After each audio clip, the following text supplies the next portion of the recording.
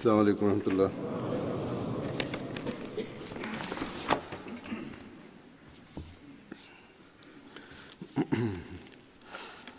أشهد أن لا إله إلا الله وحده لا شريك له وأشهد أن محمدا عبده ورسوله. أما بعد فأعوذ بالله من الشيطان الرجيم.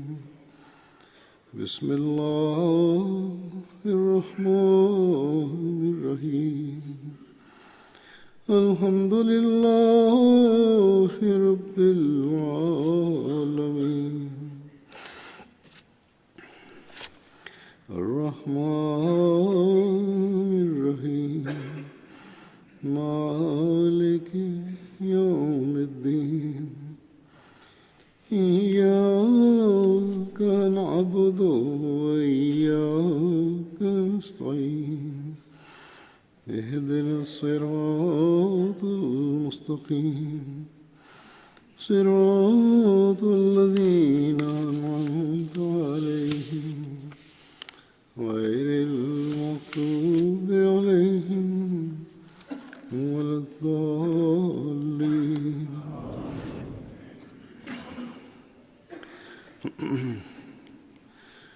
آج میں جن صحابہ کا ذکر کرنے لگا ہوں ان کے واقعات اور روایات کو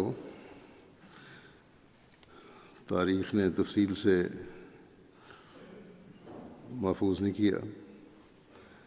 ان کا مختصر تعارف ہی ہے جو چند سطروں میں بیان ہوا ہے بعض کا، لیکن کیونکہ میں چاہتا ہوں کہ ایک دفعہ تمام بدری صحابہ کا ذکر ایک جگہ جماعتی لٹریچر میں بھی آ جائے، اس لیے مختصر تعارف والے ناموں کو بھی میں لے رہا ہوں. ویسے بھی ان صحابہ کا جو مقام تھا اور ہے، ان کا چاہے مختصر ذکر ہی ہو، ہمارے لیے یہ برکت کا موجب ہے. ان لوگوں کا ذکر خیر بھی یا ان کو یاد کرنا بھی. یہ وہ لوگ تھے جو غریب اور کمزور ہونے کے باوجود دین کی حفاظت کرنے والوں میں صف اول میں تھے. دشمن کی طاقت سے مرعوب نہیں ہوئے، بلکہ ان کا تمام تر توکل اللہ تعالیٰ کی ذات پر تھا. حضرت صلی اللہ علیہ وسلم سے وفا اور محبت کا عہد کیا تو اس کے لیے اپنی جانیں قربان کرنے سے بھی دریغ نہیں کیا. ان کے اس عہد وفا کے نبھانے کی وجہ سے اللہ تعالیٰ نے بھی ان کو جنت کی بشارت دی اور ان سے راضی ہونے کا اعلان فرمایا.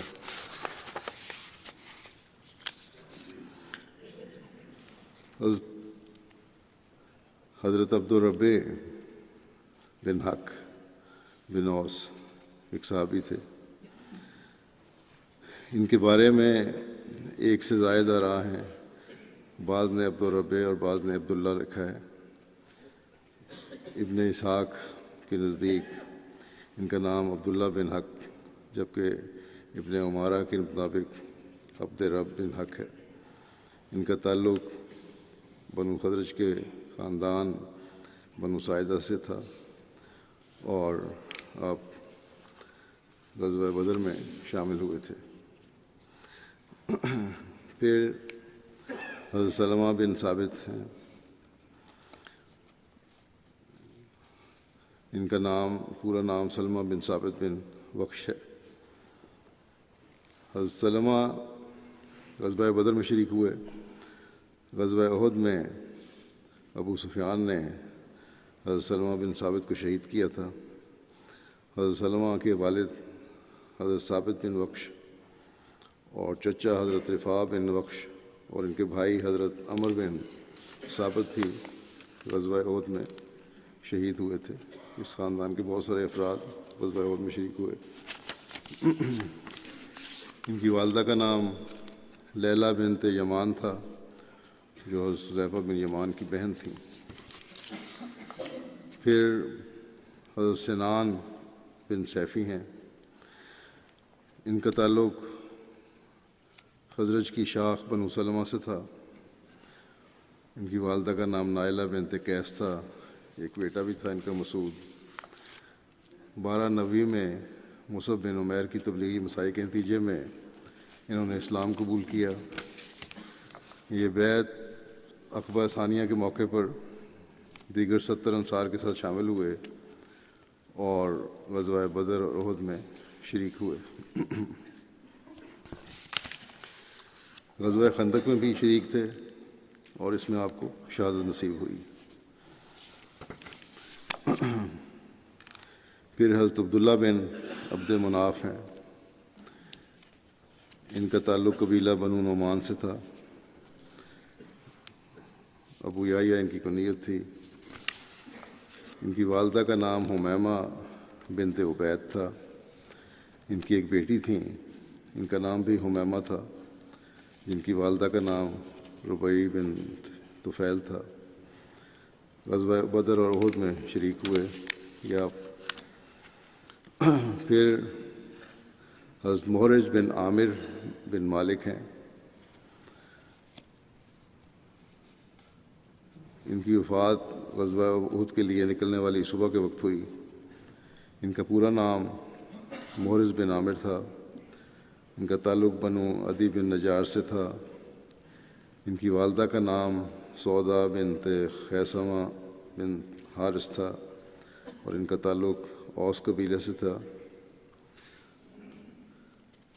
ان کی والدہ حضرت سعد رضی اللہ عنہ بن خیثمہ کی ہمشیرہ تھیں۔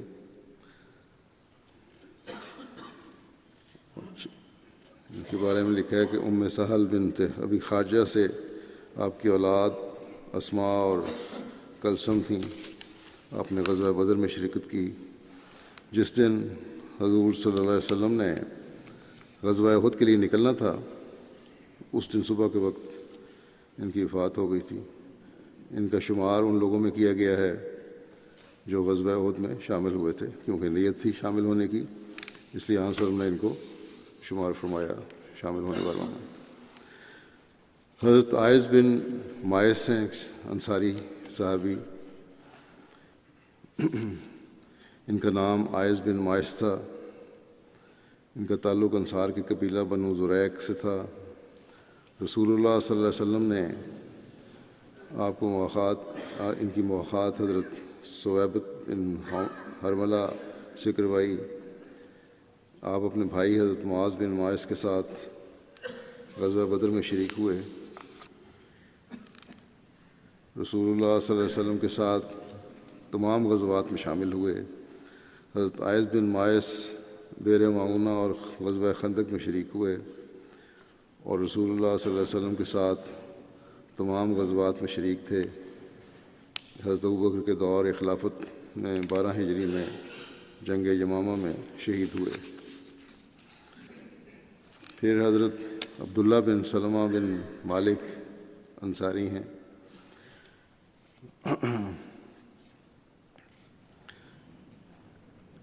آپ انصار کے قبیلہ بلی سے تعلق رکھتے تھے۔ غزوہ بدر اور احد میں شریک ہوئے اور غزوہ احد میں شہید ہوئے۔ حضرت عبداللہ بن سلمہ جب شہید ہوئے تو ان کو اور حضرت مجزر بن زیاد کو ایک ہی چادر میں لپیٹ کر اونٹ پر مدینہ لایا گیا۔ حضرت عبداللہ بن سلمہ کی والدہ رسول اللہ صلی اللہ علیہ وسلم کے پاس آئیں اور عرض کی، یا رسول اللہ، میرا بیٹا غزوہ بدر میں شریک ہوا تھا اور غزوہ احد میں شہید ہو گیا ہے۔ میں چاہتی ہوں کہ اسے اپنے پاس لے آؤں، یعنی اس کی تدفین مدینہ میں ہو جائے تاکہ میں اس کی قربت سے مانوس ہو سکوں۔ اس پر رسول اللہ صلی اللہ علیہ وسلم نے اجازت عنایت فرمائی۔ حضرت عبداللہ بن سلمہ جسیم اور بھاری وزن کے تھے اور حضرت مجزر بن زیاد دبلے پتلے تھے۔ تاہم یہ لکھا ہے روایتوں میں کہ اونٹ پر دونوں کا وزن برابر رہا۔ اس پر لوگوں نے تعجب کیا تو رسول اللہ صلی اللہ علیہ وسلم نے فرمایا کہ ان دونوں کے اعمال نے انہیں برابر کر دیا ہے۔ پھر ایک صحابی ہیں حضرت مسعود بن خلدہ،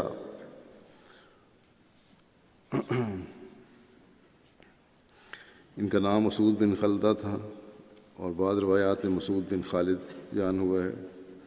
ان کا تعلق انصار کے قبیلہ بنو زریق سے تھا۔ غزوہ بدر اور احد میں شریک ہوئے، اور بعض روایات سے پتہ چلتا ہے کہ آپ واقعہ بحر معونہ میں شہید ہوئے، جبکہ بعض دیگر روایات میں ہے کہ آپ غزوہ خیبر میں شہید ہوئے۔ پھر حضرت مسعود بن سعد انصاری ہیں۔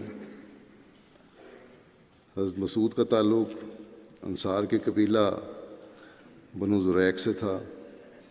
غزوہ بدر اور احد میں آپ شریک ہوئے، اور بعض کے نزدیک حضرت مسعود بن سعد واقعہ بحر معونہ میں شہید ہوئے، جبکہ محمد بن عمارہ اور ابو نعیم کے نزدیک آپ غزوہ خیبر میں شہید ہوئے۔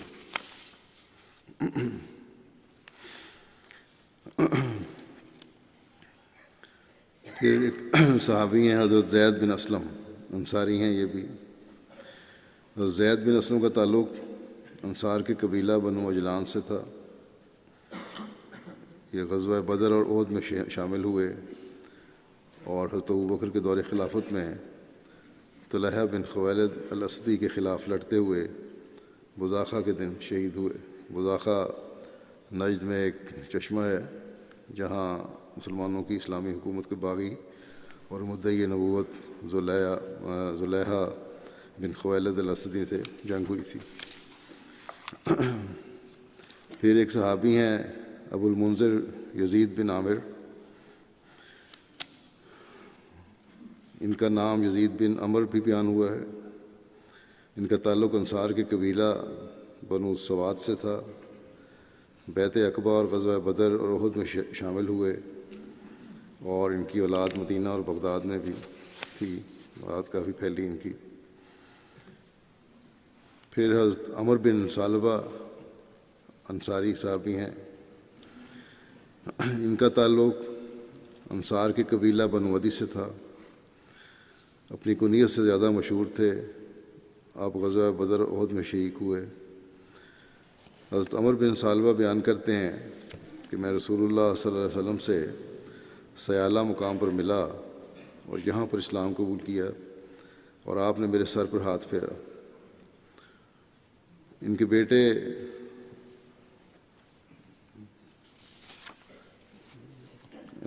ایک وضاح بن سلمہ ہیں،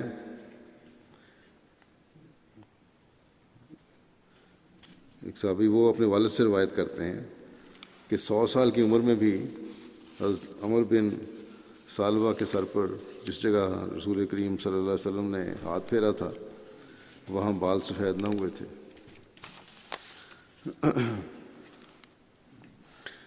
حضرت ابو خالد حارث بن قیس بن خالد بن مخلد ایک صحابی تھے۔ ان کا تعلق انصار کے قبیلہ بنو زریق سے تھا۔ آپ اپنی کنیت سے زیادہ مشہور ہیں۔ آپ بیعت عقبہ اور غزوہ بدر سمیت تمام غزوات میں رسول اللہ صلی اللہ علیہ وسلم کے ساتھ شریک ہوئے۔ حضرت خالد بن ولید کے ہمراہ جنگ یمامہ میں شامل ہوئے اور زخمی ہو گئے۔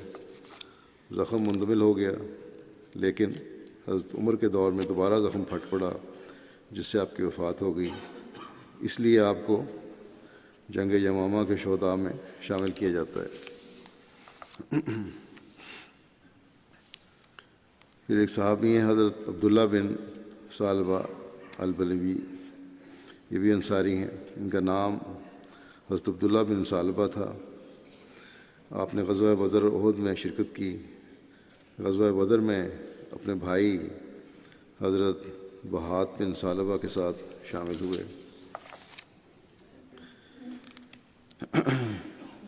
پھر حضرت صحاب بن ثعلبہ انصاری ہیں۔ ان کا تعلق انصار کے قبیلہ بلی سے تھا۔ ان کے 2 بھائی تھے، حضرت عبداللہ اور حضرت یزید۔ ان کے بھائی حضرت یزید بیت عقبہ اولا و ثانیہ دونوں میں شامل تھے۔ حضرت نہاب بن ثعلبہ بیت عقبہ میں شامل تھے اور اپنے بھائی حضرت عبداللہ بن ثعلبہ کے ساتھ غزوہ بدر اور احد میں شریک ہوئے۔ حضرت نہاب بن ثعلبہ کا نام بحاس بن ثعلبہ بھی بیان ہوا ہے۔ پھر حضرت مالک بن مسعود انصاری ہیں، ان کا نام مالک بن مسعود تھا، کا تعلق انصار کے قبیلہ بنو ساعدہ سے تھا۔ اب غزوہ بدر احد میں شریک ہوئے۔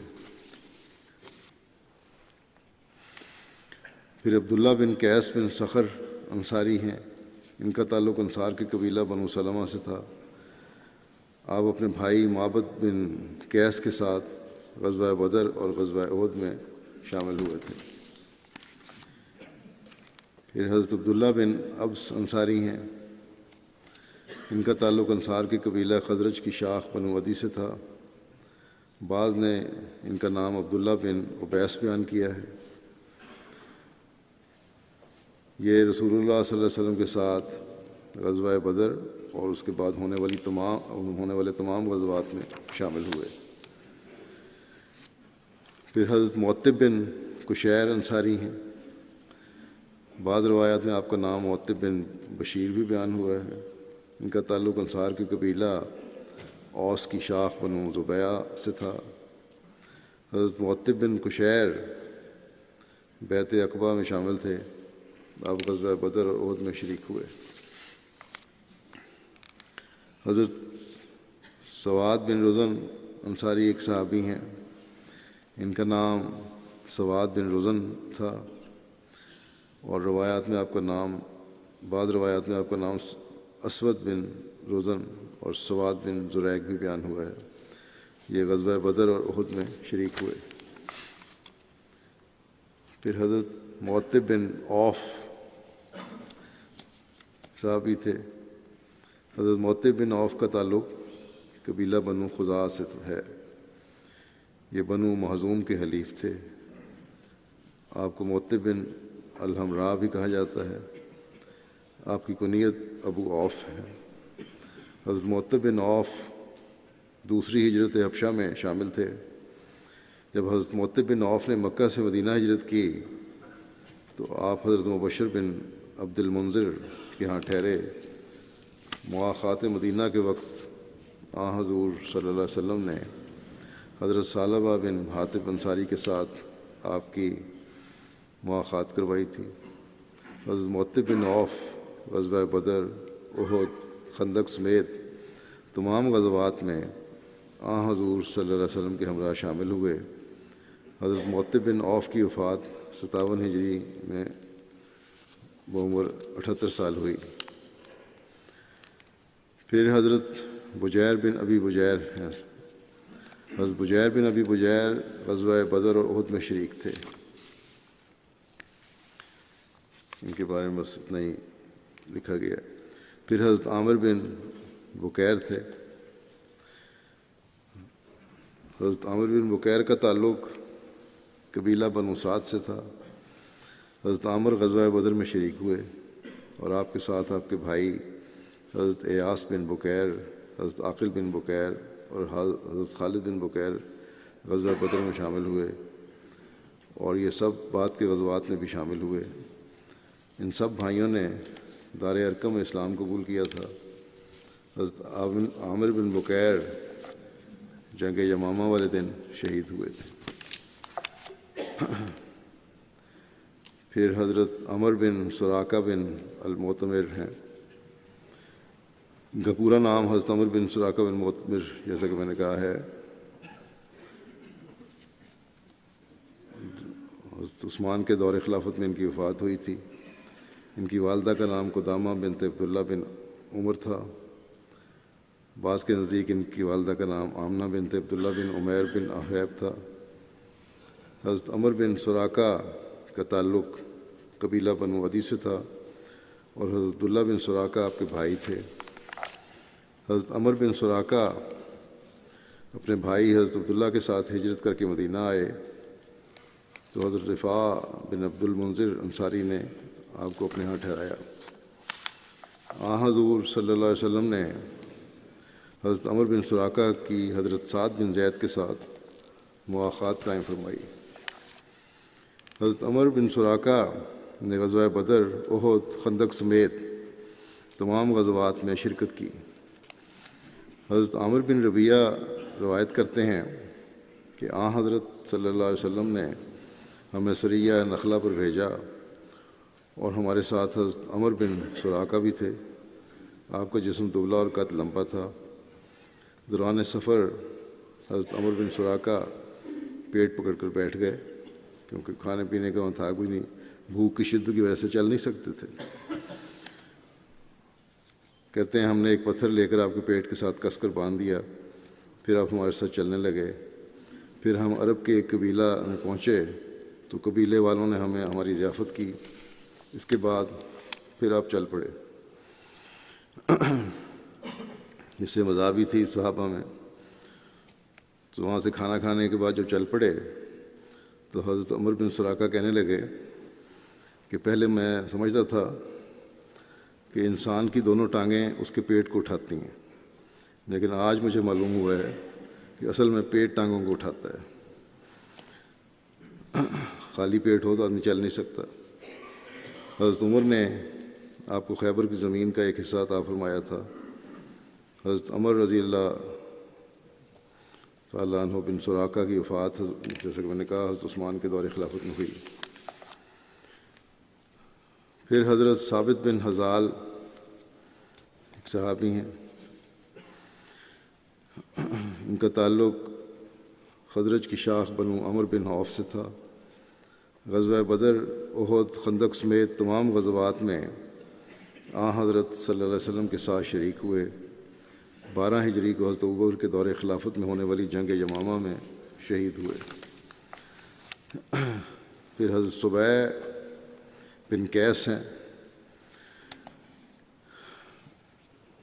آپ انصاری خزرجی تھے، غزوہ بدر احد میں شامل ہوئے۔ حضرت سمیہ رضی اللہ عنہ کی والدہ کا نام ختیجہ بنت عمر بن زید ہے۔ حضرت صبیح کا ایک بیٹا تھا جس کا نام عبداللہ تھا، اور اس کی ماں قبیلہ بنو جدارہ سے تھیں، وہ فوت ہو گیا تھا۔ اس کے علاوہ آپ کو کوئی بچہ نہ تھا۔ حضرت عبادہ بن قیس آپ کے بھائی تھے۔ حضرت صبیح بن قیس اور حضرت عبادہ بن قیس حضرت ابو درداء کے چچا تھے، اور حضرت صبیح کے حقیقی بھائی زید بن قیس بھی تھے۔ پھر حضرت خباب مولا عتبہ بن غزوان تھے۔ حضرت خباب رضی اللہ عنہ حضرت عتبہ بن غزوان کے آزاد کردہ غلام تھے۔ آپ کی کنیت ابو یحییٰ تھی، بنی نوفل کے حلیف تھے۔ حضرت صلی اللہ علیہ وسلم نے ہجرت مدینہ کے وقت آپ کی مواخات حضرت تمیم مولا خراش بن الصمت سے کرائی تھی۔ السمہ حضرت خباب غزوہ بدر، احد، خندق سمیت تمام غزوات میں رسول اللہ صلی اللہ علیہ وسلم کے ساتھ شامل ہوئے۔ 19 ہجری میں آپ کی وفات مدینہ میں ہوئی۔ اس وقت آپ کی عمر 50 سال تھی۔ ان کا جنازہ حضرت عمر نے پڑھایا۔ حضرت سفیان رضی اللہ عنہ بن نصر انصاری ایک صحابی تھے۔ حضرت سفیان کا تعلق قبیلہ خزرج کے خاندان بنو جشم سے تھا۔ ان کے والد کے نام میں اختلاف ہے، بعض نے نصر لکھا ہے اور بعض نے بشر بیان کیا ہے۔ غزوہ بدر اور احد میں یہ شریک ہوئے۔ ایک روایت کے مطابق حضرت صلی اللہ علیہ وسلم نے حضرت سفیان کی حضرت طفیل بن حارث کے ساتھ مواخات کروائی۔ پھر ایک صحابی ہیں ابو مخشی الطائی، یہ اپنی کنیت ابو مخشی سے مشہور تھے۔ ان کا نام سوید بن مخشی ہے۔ ابو مخشی الطائی بنو اسد کے حلیف تھے، اولین مہاجرین میں سے تھے۔ غزوہ بدر میں شامل ہوئے۔ پھر حضرت وہاب پھر نبی سرا ہیں ایک صحابی، موسیٰ بن عقبہ کہتے ہیں کہ آپ اپنے بھائی عمر کے ساتھ غزوہ بدر میں شامل ہوئے تھے۔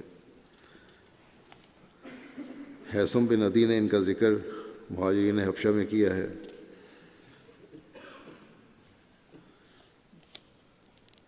لیکن بعض کے نزدیک بلادری نے کہا ہے کہ یہ بات ثابت نہیں ہے، صرف بدر میں شریک ہوئے تھے، ہجرت حبشہ کا ذکر نہیں ملتا۔ پھر حضرت تمیم مولا بنو غنم انصاری تھے۔ حضرت تمیم بنو غنم بن اسلم کے آزاد کردہ غلام تھے۔ آپ غزوہ بدر اور احد میں شریک ہوئے۔ حضرت ابو الحمراء مولا حضرت حارث بن افراء،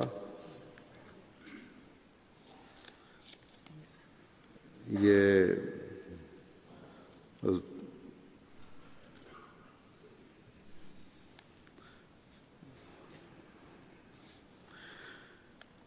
غزوہ بدر اور احد میں شریک ہوئے۔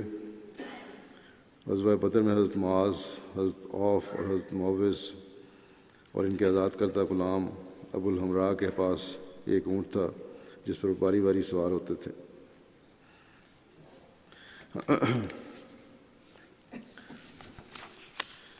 پھر حضرت ابو صبرہ بن ابی رحم تھے۔ ابو صبرہ ان کی کنیت تھی۔ اس کنیت نے اتنی شہرت پائی کہ آپ کا اصل نام لوگوں کو بھول گیا۔ ان کی والدہ کا نام برہ بنت عبد المطلب ہے، جو رسول اللہ صلی اللہ علیہ وسلم کی پھوپھی تھیں۔ اس طرح حضرت ابو صبرہ حضرت صلی اللہ علیہ وسلم کے پھوپھی زاد بھائی ہوئے۔ حضرت ابو صبرہ نے حبشہ کی طرف دونوں دفعہ ہجرت کی۔ دوسری ہجرت حبشہ میں ان کی بیوی ام کلثوم بنت سہیل بن عمر بھی شامل تھیں۔ ان کے 3 بیٹے تھے جن کے نام محمد، عبداللہ اور سعد تھے۔ حضرت ابو صبرہ جب مکہ سے مدینہ کی طرف ہجرت کر کے آئے تو انہوں نے منذر بن محمد کے پاس قیام کیا۔ رسول اللہ صلی اللہ علیہ وسلم نے حضرت ابو صبرہ اور حضرت سلمہ بن سلامہ کے درمیان مواخات قائم فرمائی۔ حضرت ابو صبرہ غزوہ بدر، احد، خندق اور باقی تمام غزوات میں رسول اللہ صلی اللہ علیہ وسلم کے ساتھ ہم رکاب رہے۔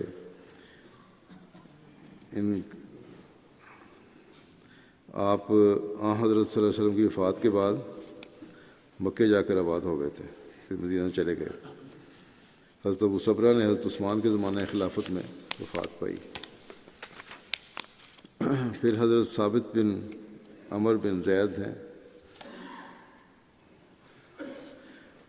ابن اسحاق اور زہری نے یہ تاریخ کے لکھنے والے ہیں، ان حضرت ثابت بن عمر کا سلسلہ نسب بنو نجار سے بیان کیا ہے، اور ابن مندہ نے ان کا سلسلہ نسب قبیلہ بنو اشجع سے قرار دیا ہے جو انصار کے حلیف تھے۔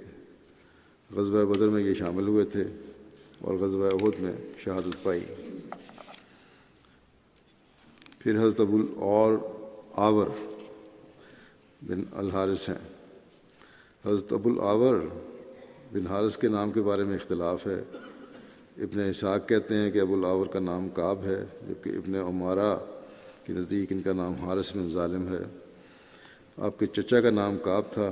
جو نسب کو نہیں جانتے انہوں نے ابو العاور کو ان کے چچا کعب کے نام سے منسوب کیا ہے۔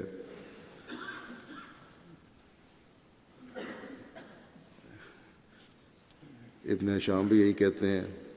حضرت ابو العاور کی والدہ ام نیار بنت ایاس بن عامر تھیں۔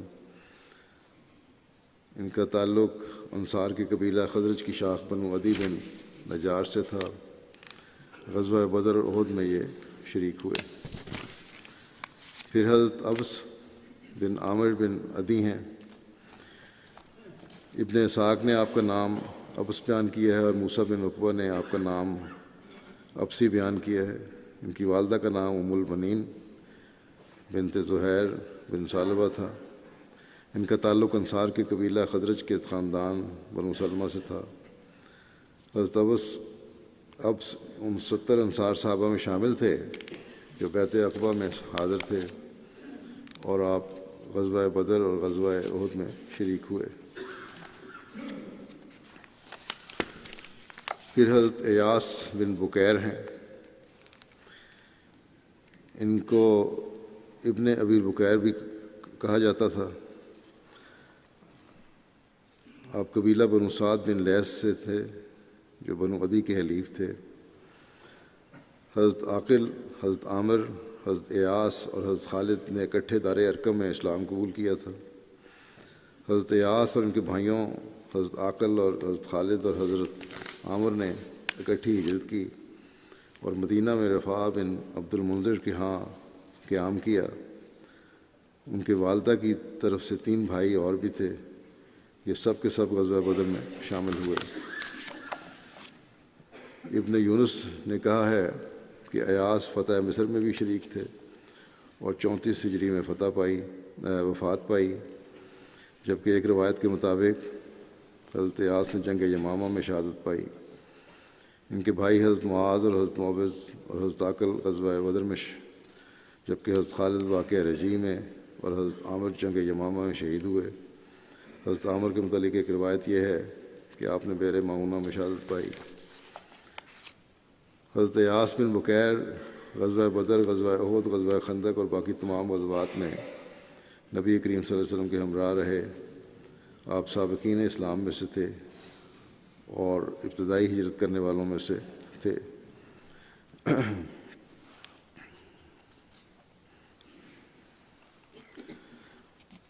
آپ محمد بن ایاس بن بکیر کے والد تھے۔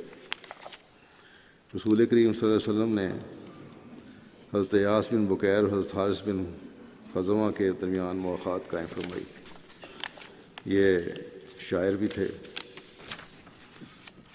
زید بن اسلم سے روایت ہے کہ ابو البکیر کے لڑکے حضرت صلی اللہ علیہ وسلم کی خدمت میں حاضر ہوئے، یعنی یہ، اور عرض کی کہ یا رسول اللہ صلی اللہ علیہ وسلم، ہماری بہن کا فلاں شخص کے ساتھ نکاح کر دیے۔ حضرت صلی اللہ علیہ وسلم نے فرمایا کہ بلال کے متعلق تمہارا کیا خیال ہے؟ بلال اس سے بہتر ہے، اس کے متعلق سوچو۔ وہ لوگ چلے گئے، دوسری مرتبہ پھر آئے اور حضرت صلی اللہ علیہ وسلم کی خدمت میں حاضر ہوئے اور پھر عرض کیا کہ یا رسول اللہ صلی اللہ علیہ وسلم، ہماری بہن کا فلاں شخص کے ساتھ نکاح کر دیجیے۔ حضرت صلی اللہ علیہ وسلم نے فرمایا، پھر دوبارہ یہی فرمایا کہ بلال کے متعلق تمہارا کیا خیال ہے؟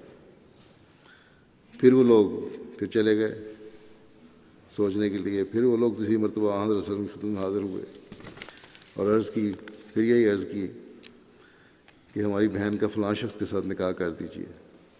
حضرت صلی اللہ علیہ وسلم نے پھر یہی فرمایا کہ بلال کے متعلق تمہارا کیا خیال ہے؟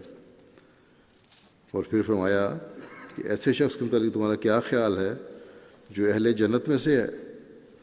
پھر ان لوگوں نے سے عرض کیا کہ ٹھیک ہے، پھر بلال سے اپنی بہن کا نکاح کر دیا۔ تو یہ مقام تھا حضرت بلال کا، اور کس طرح رشتے طے ہوتے تھے اس زمانے میں۔ ٹھیک ہے، 1-2 دفعہ انکار کیا، لیکن تیسری دفعہ پھر نہیں، جو حکم ہوا مان لیا۔ ہر ایک اپنا اپنا مقام تھا۔ بعض لوگ جو تھے پہلی دفعہ ہی عرض کر دیتے تھے ٹھیک ہے جو آپ فرمائیں، بعض سوچنے لگ جاتے تھے، لیکن بہرحال حضرت بلال کے مقام کو ایسے بھی پتہ لگتا ہے۔ پھر ایک صحابی حضرت مالک بن نمیلہ، ان کی والدہ کا نام نمیلہ تھا، ان کو ابن نمیلہ کہا جاتا تھا۔ ان کا تعلق قبیلہ مزینہ سے تھا جو قبیلہ اوس کی شاخ بنی معاویہ کے حلیف تھے۔ غزوہ بدر اور غزوہ احد میں شریک ہوئے اور غزوہ احد میں ان کی شہادت ہوئی۔ پھر حضرت انیس بن قتادہ بن ربیعہ ہیں، ان کا تعلق انصار کے قبیلہ اوس سے تھا۔ بدر میں رسول اللہ صلی اللہ علیہ وسلم کے ہمراہ شریک تھے، جنگ احد میں شہید ہوئے۔ ابو الحکم بن اخنس بن شریک نے ان کو شہید کیا تھا۔ حضرت خنساء بنت خضام حضرت انیس بن قتادہ کے نکاح میں تھیں۔ جب وہ احد کے دن شہید ہوئے تو حضرت خنساء کے والد نے ان کا نکاح قبیلہ مزینہ کے ایک شخص سے کر دیا، مگر یہ اسے ناپسند کرتی تھیں۔ پھر یہ رسول اللہ صلی اللہ علیہ وسلم کے پاس آئیں۔ آپ صلی اللہ علیہ وسلم نے حضرت خنساء کا نکاح فسخ کر دیا۔ باپ نے نکاح کیا تھا، رسول کریم صلی اللہ علیہ وسلم نے کہا اگر یہ ناپسند ہے لڑکی کو تو فسخ کر دیا نکاح۔ اس کے بعد حضرت خنساء نے حضرت ابو لبابہ سے شادی کر لی، اور اس نکاح سے پھر حضرت صائب بن ابی لبابہ پیدا ہوئے۔ یہ ہے مثال عورت کی آزادی کی۔ رشتوں کے معاملے میں وہ لوگ جو زبردستی کرتے ہیں بعض لوگ اپنی لڑکیوں پہ، ان کو سوچنا چاہیے۔ پھر حضرت حارث بن عرفجہ ایک صحابی تھے۔ حضرت حارث کے متعلق ان کا تعلق قبیلہ بنو غنم سے تھا۔ غزوہ بدر اور احد میں یہ شامل ہوئے۔ پھر ہیں حضرت رافع بن انجدہ، انصاری تھے۔ حضرت رافع کے والد کا نام عبد الحارث تھا، انجدہ آپ کے والدہ کا نام تھا۔ حضرت رافع نے اپنی والدہ کی ابنیت سے شہرت پائی، والدہ کے نام سے مشہور ہوئے بجائے باپ کے۔ ان کا تعلق قبیلہ بنو امیہ بن زید بن مالک سے تھا۔ غزوہ بدر اور احد اور خندق میں یہ شریک ہوئے۔ ایک روایت کے مطابق حضرت صلی اللہ علیہ وسلم نے حضرت رافع بن انجدہ اور حضرت حسین رضی اللہ عنہ بن حارث کے درمیان عقد مواخات کو قائم کیا۔ پھر حضرت خلیدہ بن قیس تھے ایک صحابی، ان کی والدہ کا نام ادام بن القین تھا، جو کہ بنو سلمہ میں سے تھیں۔ خلیدہ بن قیس کے علاوہ آپ کا نام خلید بن قیس، خالد بن قیس اور خالدہ بن قیس بھی ملتا ہے۔ ان کا غزوہ بدر یہ غزوہ بدر اور احد میں شریک تھے۔ ان کے حقیقی بھائی جن کا نام خلاد تھا، بعض مورخین کے نزدیک ان کو بھی یہ بھی بدری صحابہ میں شامل تھے۔ پھر حضرت ثقف بن عمر ہیں۔ حضرت ثقف بن عمر کے قبیلے کے بارے میں مختلف آراء ہیں۔ بعض نے بنو اسلم، بعض کے نزدیک آپ بنو اسد، جبکہ بعض آپ کا تعلق قبیلہ بنو سلم سے بتاتے ہیں۔ بنو اسد کے حلیف تھے، آپ بنو اسد کے حلیف تھے، لیکن بعض کے نزدیک آپ بنو عبد شمس کے حلیف تھے۔ یہ اپنے دو بھائیوں کے ساتھ بدر میں شریک ہوئے، جن کے نام حضرت مالک بن عمر اور حضرت مدلاج بن عمر ہیں۔ حضرت ثقف بن عمر اولین مہاجرین میں سے تھے۔ غزوہ بدر، احد، خندق، حدیبیہ اور خیبر میں شامل ہوئے، اور غزوہ خیبر میں آپ کی شہادت ہوئی۔ پھر حضرت صبرہ بن فاتق تھے۔ یہ خریم بن فاتق کے بھائی تھے اور خاندان بنو اسد سے تھے۔ ان کے والد کا نام فاتق بن الاخرم تھا۔ حضرت صبرہ کا نام سمورہ بن فاتق بھی ملتا ہے۔ ایمن بن خریم بیان کرتے ہیں کہ میرے والد اور چچا دونوں غزوہ بدر میں شامل ہوئے، اور انہوں نے مجھ سے پختہ عہد لیا تھا کہ میں کسی مسلمان سے قتال نہیں کروں گا، جنگ نہیں کروں گا۔ عبداللہ بن یوسف نے کہا ہے کہ صبرہ بن فاتق وہی ہیں جنہوں نے دمشق کو مسلمانوں میں تقسیم کیا تھا۔ ان کا شمار شامیوں میں ہوتا ہے۔ یہ بیان کرتے ہیں کہ رسول کریم صلی اللہ علیہ وسلم نے فرمایا کہ میدان خدائے رحمان کے ہاتھ میں ہے، وہ بعض قوموں کو بلند کرتا ہے اور بعض کو زوال دیتا ہے، یعنی ان کے عملوں کی وجہ سے۔ حضرت صبرہ بن فاتق کا گزر حضرت ابو درداء کے پاس سے ہوا تو انہوں نے کہا صبرہ کے ساتھ محمد صلی اللہ علیہ وسلم کا نور ہے۔ عبد الرحمن بن عائض بیان کرتے ہیں کہ میں نے ایک شخص کو دیکھا جس نے حضرت صبرہ کو برا بھلا کہا، تو انہوں نے اس کا جواب دینے سے بچنے کے لیے غصہ پی لیا، جواب نہیں دیا، غصے کے باوجود کوئی جواب نہیں دیا، خاموش رہے، اور غصہ دبانے کی وجہ سے آپ دیدہ ہو گئے۔ اتنا شدت سے ان کو غصہ تھا، اتنا برا بھلا کہا گیا ان کو، لیکن غصہ دبایا جس کی وجہ سے آنکھوں سے پانی آ گیا۔ نبی کریم صلی اللہ علیہ وسلم نے فرمایا کیا ہی اچھا آدمی ہے سمرا اگر وہ اپنے لمبے بال کچھ چھوٹے کروا لے، ان کے لمبے بال تھے، اور اپنی تہمت تھوڑا اوپر اٹھا لے، جب آپ تک یہ بات پہنچی پھر انہوں نے فوری طور پر ویسا ہی کیا۔ آپ بیان کرتے تھے کہ مجھے اس بات کی خواہش ہے کہ ہر دن کسی مشرک سے میرا سامنا ہو جس نے زرہ پہن رکھی ہو، اگر وہ مجھے شہید کر دے تو ٹھیک، اور اگر میں اسے قتل کر دوں تو اس جیسا اور میرے مقابل پر آ جائے۔ امام بخاری وغیرہ نے، بعض کے نزدیک یہ بدر میں شامل نہیں تھے، لیکن امام بخاری وغیرہ نے آپ کو اور آپ کے بھائی کو بدری اصحاب میں شامل کیا ہے۔ تو یہ تھے ذکر صحابہ کے۔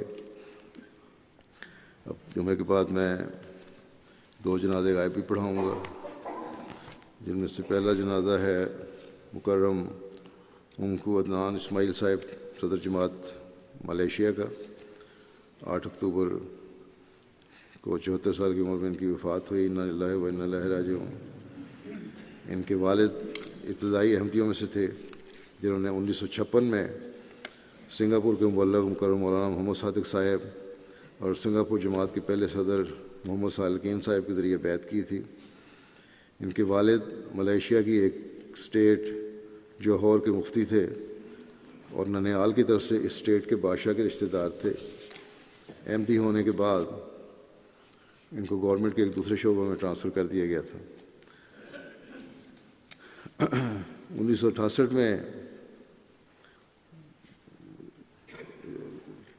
عدنان صاحب 1940 میں پیدا ہوئے، اگست 1940 میں۔ 1968 میں انہوں نے سنگاپور یونیورسٹی سے پولیٹیکل سائنس میں BA آنرس کیا۔ پھر 1969 میں گورنمنٹ کے انتظامی اور سفارتی شعبوں میں ملازمت کا آغاز کیا۔ 1969 سے 1981 تک وزیر اعظم کے شعبہ ریسرچ میں کام کیا۔ اس دوران کا تقرر سنگاپور، بیجنگ اور بینکاک میں ملائیشیا کی ایمبیسیز میں ہوتا رہا۔ پھر ان کی ترقی ہوئی اور انہیں وزیر اعظم کی نیشنل سیکیورٹی کونسل میں ڈویژنل ہیڈ بنا دیا گیا۔ یہاں انہوں نے 1984 سے 1992 تک کام کیا۔ اس کے علاوہ 1992 سے 1997 تک انہوں نے وزیر اعظم کے شعبہ سے باہر دوسرے حکومتی دفاتر میں بھی کام کیا۔ 1996 میں دل کے بائی پاس کا آپریشن ہوا۔ پھر دوبارہ وزیر اعظم کے شعبہ ریسرچ میں 1997 میں کام شروع کیا۔ 1999 میں وہاں سے ریٹائر ہوئے۔ آپ نے 1956 میں گو اپنے والدین کے ساتھ بیعت کی تھی، لیکن 1981 میں بینکاک والی پوسٹنگ سے واپسی پر صحیح ایکٹیو احمدی بنے اور جماعت سے زیادہ تعلق ان کا بڑھا۔ 1986 میں حضرت خلیفۃ مسیح رابع رحمہ اللہ تعالیٰ نے ان کو ملیشیا کے پہلے صدر جماعت کے طور پر مقرر فرمایا، اور ان کے دور صدارت میں جماعت میں بڑی تبدیلیاں اور ترقیاں بھی ہوئیں۔ بیت السلام اور بیت الرحمن کی عمارتوں کی تعمیر ان کے دور میں مکمل ہوئی۔ انڈونیشیا سے مبلغین کو ملائیشیا میں لانے اور انہیں سیٹل کرنے میں انہوں نے بڑی مدد کی۔ اسی طرح ملیشیا سے جامعہ ربوہ اور قادیان میں طلباء بھجوائے۔ گزشتہ 2 سالوں سے ان کی صحت کافی خراب تھی، کئی بار ہسپتال داخل رہے۔ پھر انہوں نے مجھے لکھا کہ میں طاہر ہاٹ بھی جانا چاہتا ہوں۔ پھر ان کا مئی میں اس سال طاہر ہاٹ بھی گئے، کچھ عرصہ گزار کے آئے وہاں۔ صحت بہتر ہو گئی تھی، لیکن پھر دوبارہ صحت خراب ہوئی اور پھر ہسپتال میں داخل ہو گئے۔ اللہ کے فضل سے موسی تھے۔ پسماندگان میں ایک بیٹی اور 2 بیٹے شامل ہیں۔ ان کو عدنان اسماعیل صاحب جوہر اسٹیٹ کی رائل فیملی سے ہونے کے باوجود بڑے عاجز انسان تھے۔ اپنی حکومتی اور جماعتی ذمہ داریاں انتہائی آسان انداز میں ادا کرتے تھے۔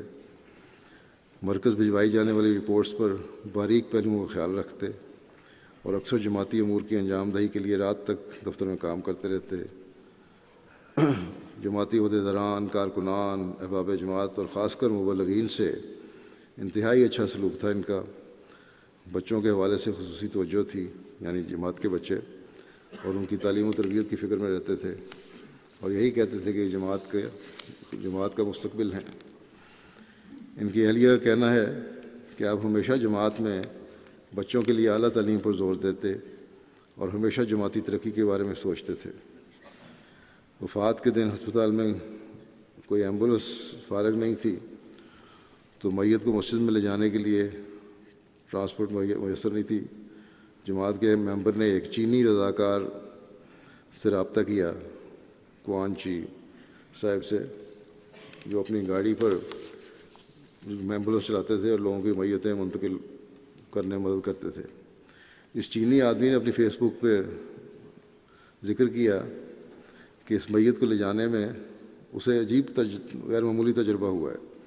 کہتے ہیں اس نے لکھا ہے کہ جب اس نے وین کو چلانا شروع کیا تو جس سڑک پر ہمیشہ شدید ٹریفک جام ہوتا تھا وہاں اچانک ٹریفک ختم ہو گیا، اور عام طور پر تقریباً 1 گھنٹے کا سفر ہوتا ہے، لیکن اس دن مسجد پہنچنے میں صرف 25 منٹ لگے. پھر کہتے ہیں مسجد پہنچ کے مجھے احساس ہوا کہ لگتا ہے کسی خادم دین کا میت تھی. وکیل التبشیر ربا منصور خان صاحب نے لکھا ہے کہ عدنان اسماعیل صاحب نے طویل عرصہ جماعت ملیشیا کے صدر کے طور پر خدمت کی. اپنے احباب جماعت کے لیے والد کی طرح تھے. ملائیشیا کے دورے کے دوران کہتے ہیں مجھے جماعتی معلومات پر ان سے بات چیت کا موقع ملا تو میں نے ان کو ایک حکمت عملی سے کام لینے والا شخص پایا، اور جس نے ناقابل یقین حالات میں جماعتی کاموں کو کامیابی سے انجام دیا. بہت پیچیدہ اور مشکل معاملات کے بارے میں ان کی رائے پر اعتماد کیا جاتا تھا. اللہ تعالیٰ ان کے درجات بلند فرمائے، ان کی اولاد کو بھی ان کی نیکیوں پر قائم رکھے اور جماعت سے مضبوط تعلق رکھنے والے ہوں ہمیشہ. دوسرا جنازہ حمیدہ بیگم صاحبہ کا ہے، جو چودھری خلیل احمد صاحب روا کی اہلیہ تھیں. 5 اکتوبر کو 84 سال کی عمر میں ان کی وفات ہوئی. انا للہ و انا الیہ راجعون. قادیان سے ملکہ گاؤں بہنی بانگر میں احمدی فیملی میں پیدا ہوئیں. نمازوں کی پابند، تہجد گزار. دنیاوی تعلیم تو کوئی نہیں تھی، لیکن قرآن کریم سے آپ کو بڑا محبت اور عشق تھا. دن میں متعدد بار قرآن کریم کی تلاوت کیا کرتی تھیں. رمضان میں باقاعدگی سے قرآن کریم سننے کے شوق سے نماز تراویح پر بھی جایا کرتی تھیں.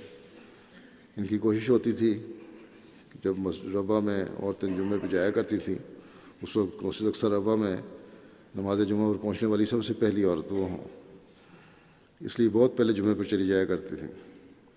رہن سہن میں بہت سادگی تھی. جو پیسے جمع کرتے ہیں اسے چندے کی مختلف تحریکات میں اور تعمیر مساجد میں پیش کر کے بہت خوش ہوتی ہیں اور خدا کا شکر ادا کرتی ہیں. کئی بچیوں کی شادیاں کروائیں. غریب بچیوں کا جہیز بھی خود تیار کروا کر دیتی ہیں. کئی مرتبہ اپنا زیور چندے میں یا غریبوں کو دے دیا.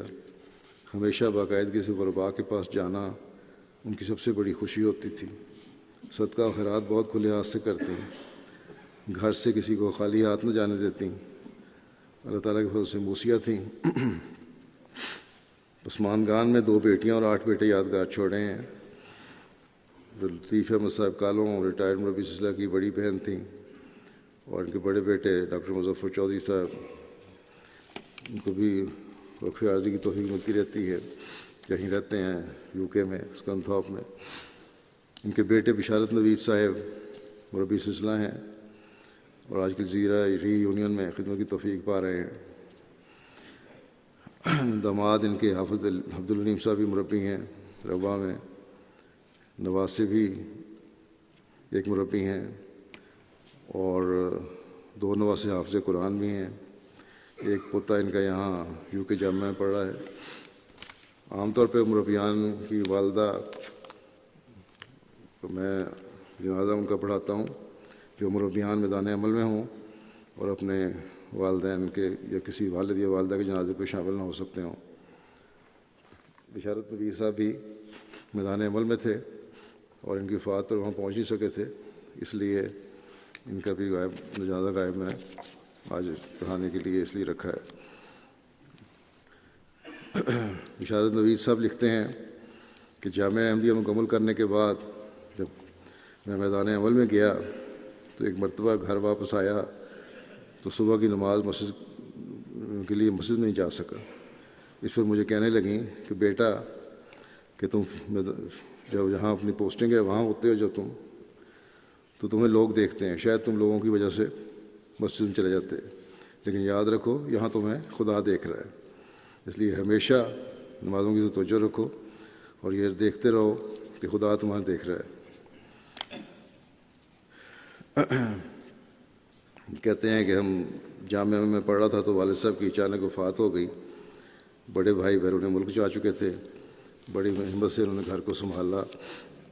کہتے ہیں ایک دن میں نے مذاق سے کہہ دیا ان کو کہ جماعت کو میں کہہ دوں کہ میری والدہ اکیلی ہیں تو میں ان کی خدمت کرنا چاہتا ہوں، اس لیے مجھے دور کسی جگہ نہ بھیجا جائے۔ اس پر بڑی سنجیدہ ہو گئیں اور بڑی سختی سے کہا کہ جہاں جماعت بھیجے وہاں جانا ہے، یہ تو ممکن نہیں ہے کہ اگر وقف کیا ہے، جس کو میں نے وقف کیا اس کو میں اپنے پاس رکھوں اور جو دنیا کمانے والے ہیں انہیں کہوں کہ جاؤ اور دنیا کماؤ۔ اگر میں نے اپنے پاس کسی کو رکھنا ہوا تو تمہیں نہیں بلکہ دنیا کمانے والوں کو بلاؤں گی۔ یہ جذبہ تھا ان کا۔ پھر یہ لکھتے ہیں کہ 1913 میں جب آخری مرتبہ ان کے پاس رخصت پر پاکستان گیا تو ان کو میں نے کہا کہ اپنی بیوی بچوں کو آپ کے پاس چھوڑ دوں، حالانکہ بہت کمزور ہو چکی تھیں، بستر سے اٹھنا بھی مشکل تھا، لیکن پھر بھی اس بات کی اجازت دی کہ کہنے لگی نہیں، بچوں کو، بیوی بچوں کو اپنے پاس رکھو اور خاموش سے کے پاس ہی رہنا چاہیے۔ یہ ہے سبق ان بزرگوں کا جو آج کل بھی لوگوں کے لیے بڑا اہم ہے۔ اللہ تعالیٰ ان کی درجات بلند فرمائے اور ان کی نسلوں کو بھی وفا کے ساتھ دین پر قائم رکھے۔